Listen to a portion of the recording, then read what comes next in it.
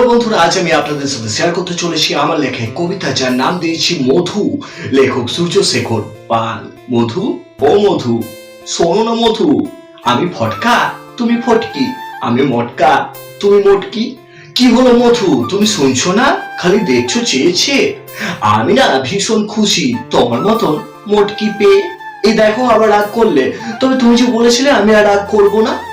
এভাবে রাগ করলে কিন্তু আমি আর তোমাকে জড়িয়ে ধরবো না। জানতাম তোমার এই মুচকি হাসি দেখে আমার মন হবে খুশি। আরে দেখো না, তোমার হাতের ওই আইসক্রিমটা গলে যাচ্ছে, দাও না আমাকে, আমি চুষি। আরে জানো মধু, আইসক্রিমটা না ভীষণ মিষ্টি, কারণ সেখানে তোমার ঠোঁটের ছোঁয়া রয়েছে। আর আমার এই মন সারাক্ষণ শুধু মধু মধু করেছে। কারণ তোমার খোলা চুলে পাগল হলাম আমি। তুমি আমার কাছে আগেও ছিলে, এখনো আছো, অনেক দামি। চলো না কোথাও দুজন এবার একসাথে দি পারি, যেখানে আমরা থাকবো সেটার নাম দেব বাড়ি। আর বাড়ি তো তখন আলোকিত হয় যখন লক্ষ্মী বাড়িতে আসে। আমি না এখন ভীষণ খুশি, কারণ আমার মধু আমাকে ভালোবাসে।